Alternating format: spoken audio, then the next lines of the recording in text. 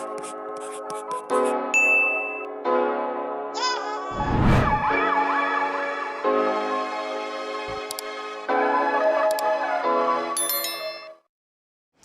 guys, welcome to my channel. My name is Sharisha, and on this channel I am sharing my life career journey from London to Ghana. So if you're new around here, welcome, and if you're a regular subscriber, what's going on guys?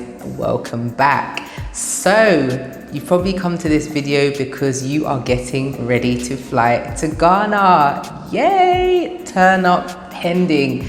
But this video is going to help you make sure your trip is as smooth as possible. As we all know, traveling right now is pretty crazy, expensive, and there's always so many different changes which can be quite frustrating. So I'm going to help you by giving you a checklist of things that you need to do to prepare for your travels to Ghana during this holiday period. So let's get into today's video. So let's start off with flights. I'm sure you've seen some of the memes on social media about the prices for tickets to Ghana during Christmas and New Year's. I know, but I did business. Shut up! Shut up! This is business. And also some of the crazy ways people are trying to fly out. Listen, I've seen memes talk about 66-hour journeys, literally going from here to Syria to basically they be traveling. Listen, honey, we don't have time for all of that. I like to travel in comfort and in the shortest way possible. And if that means I need to spend a little bit more money, then so be it, because your girl is not about to travel by boat, plane, stowaway, all of that just to turn up. Oh. Hell no! So the first thing you need to do is plan your trip to Ghana. Like, unless your bank account is set up different, but if you're like me and you're pre-rich, then yeah, planning in advance is essential. So definitely check out sales. Like, that's the best time to buy your tickets. I bought my ticket last year in the sales, and that saved a lot of pennies, trust me. Because right now, if you look for tickets to travel to Ghana, I'm telling you, it's probably the price of a second-hand car, and a good car as well, not no cheap car. So yeah, I would look out for the Boxing Day sales, Christmas and New Year sales, especially if you're planning for travel for next year, 2022, then that's probably the best time to look. Also bear in mind that currently, for those of you that are flying from London, like from the UK, BA is the only flight that comes directly to Accra. And let me tell you, BA, you're taking the mick, because the economy, like, I don't even want it to become that type of video, so we'll save some of that for another time. But I'm telling you guys, look out for my vlog when I travel from London to Ghana and the conditions that I had to put up with. Like, I don't think I'm ever going to fly economy with British Airways ever again, literally.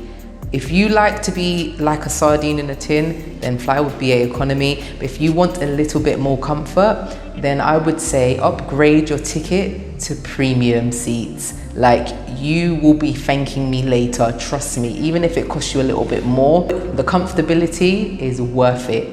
Like, literally, it is worth it. So the second thing that you need to think about is your travel documents. So your visa or your passport. So if you're Ghanaian, like British Ghanaian, or wherever you're from in the world, you have a Ghana passport, then you're cool, you don't need to worry about visa. But if you're like me, then you will need a visa. So if you're traveling from the UK, you will need to go to the Ghana Embassy website, which is the Ghana High Commission's website, and you will be able to start your process there. Now, there are different types of visas. I'm sure for the most part, most people will be on a tourist visa, but there are different fees for the different types of visas. As I'm traveling into Ghana for a long period of time, I actually got a multi way visa, so multiple entries. So for 12 months I paid £150, and that means I can go in and out of the UK back to Ghana without having to go through the visa process.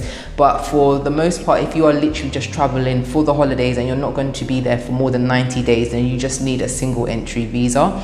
So make sure you go on the embassy's website and check out their checklist, because there are a lot of documents that you need to send with your passport in order to get your visa processed. So there are things like you need to get an invitation letter from the person who's hosting you, whether that's the hotel or if you're staying with friends, family, that sort of thing. Also, you need to send 2 passport pictures. You will need to send a yellow fever vaccination certificate, and also you need to send a signed copy of your application for the visa, a prepaid postal envelope so that your documents can be sent back, as well as obviously a prepaid postal envelope to send your documents off in the first place. As with the visa process for the UK Ghana embassy, it is only a postal service, so you do not need to go to the embassy. It's not an over-the-counter service, which is great because you don't have to worry about taking time off work to travel up there or any of that kind of stuff. And it's pretty straightforward. My visa came back within 7 days. I've done this process twice now, and both times it's been really straightforward and pretty quick. So do make sure you check out the checklist on the website. It will tell you all the documents that you need. Those were the main documents that I needed, but it may differ from person to person depending on your circumstances. However, I think for most people who are traveling on tourist visa, those are kind of like the things that you really need. So as I mentioned, a yellow fever vaccination is required. So this is something that you actually really do need to have, even just to get your visa. But as well, you can get these done in most pharmacies. So I got mine done in Superdrug, which is in the UK, for £60. And then I got a yellow booklet with like the code and everything for my vaccine. And literally I just keep that in my passport so that, you know, we don't lose it. However, I was told by the lady who did my vaccine that as long as you take a picture of it, you can get a new booklet rewritten if you've got proof of the original booklet. So just to be careful, I would say just make sure you take a picture of it straight away, just in case for any reason it does get misplaced. You can pop back to the same shop and say to them, I had my vaccine here. They'll be able to look up the details on a database, and then they'll be able to reissue you a booklet. You might be wondering, do I need to take a COVID vaccine to get to Ghana? Currently, you do not. It is not mandatory. However, obviously, in terms of when you're flying back, every country has different regulations. As we know, the UK has recently changed things up because of this new variant that's come out, or these 2 new variants that have come out. So those kind of things may alter like when you're going back home. But to enter into Ghana, currently you don't need a vaccine. But if you do have a vaccine, I know when I was getting ready to do my online check-in with British Airways, they did ask me to upload my vaccine certificate, which I was able to do from the NHS app, where I had my vaccine passport, which was quite straightforward and quite easy. But again, it's not mandatory currently, so please do check the regulations for the countries that you're traveling from, because you know it may change. So another thing that you're going to need is malaria tablets. So malaria is a common disease in Africa, so you do need to check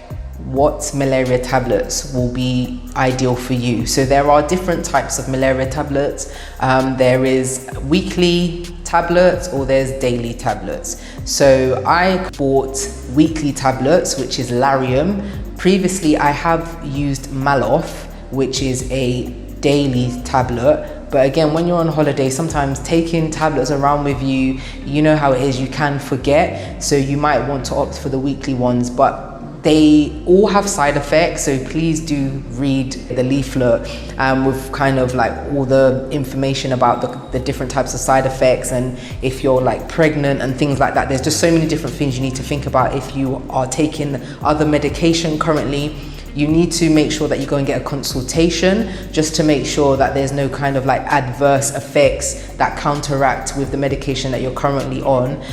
But yeah, I got mine online.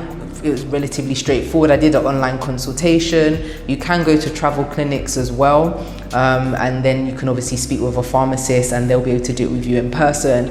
And yeah, like it's quite straightforward, but there, like I said, there are side effects to the malaria tablets. I have experienced quite a lot of headaches. It took a while for my body to get used to it, but you know, once I got used to taking them, I found the side effects weared off. So there are several forms that you need to fill out in order to actually make sure that you're compliant in order to fly into Ghana and actually come out of the airport. So the first one is, there's actually a COVID test that you need to do upon arrival. So it costs $150, and you actually do this on a website, which is myfrontierhealthcare.com. I will link everything in the description. You make your payment before you fly out. British Airways actually required us to upload the PDF receipt in order to check in. So yeah, you fill out your passport number, everything like that, your departure number, departure time, what airline you're flying with. They take all, you know, normal cards, MasterCard, Visa, everything like that. It's pretty straightforward. When you get to the airport, you will be met by there's like a specific part where everyone queues up, which is before the actual cubicles where you go and get your COVID-19 test. They will ask you for the number, and then you'll get like a little sticker which you'll carry down to where you go and do your COVID test. Someone actually does it for you, so it's not like a self-test. And so the second form that you need to fill out is a health declaration form. So this is like a basic form, to be honest. It asks for your name, your date of birth, your nationality, occupation, country of departure, all of that kind of stuff. There was no receipt for this after, so just to make you aware, when you click on it, like, don't panic if you don't see any kind of like PDF form or anything. Nothing comes up, it just basically takes the information.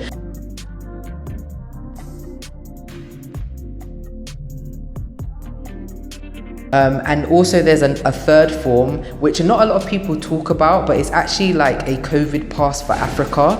So basically it's like you get like a Q code, kind of like, I don't know what to call, like a pass. So basically I think that's Africa's way of tracking people's movements in and around Africa. I think to me it's similar to kind of like the NHS app, where you check into different restaurants and stuff like that, but I guess this is more for like travel throughout the continent. Nobody asked for it, but I did see this on another YouTuber's channel, so I just want to give you guys that information, and I also filled one out myself. So just to give you some perspective on things to expect during peak seasons, yeah, it's probably going to take a lot longer than usual, because there are going to be a lot more people coming into the country. So just have that air of patience, because you don't want to get yourself all frustrated and flustered and, you know, that all that negative energy before your holiday begins. So kind of just know in your mind, if I'm prepared for it to take longer and then it's quicker, then happy days sort of thing. But you know how sometimes it can get when you're traveling.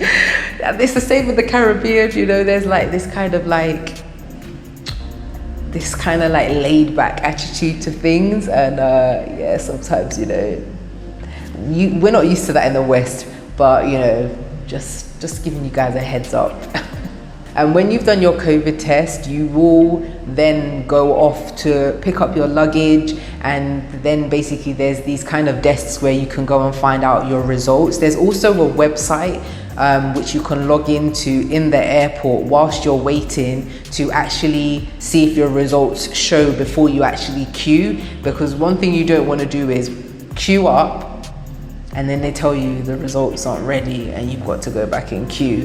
However, the internet in the airport isn't always great, so I struggled to actually log on to onto the website. So by the time the bags and everything took quite a while anyway, the results were ready. But just to let you know, you can check this website out.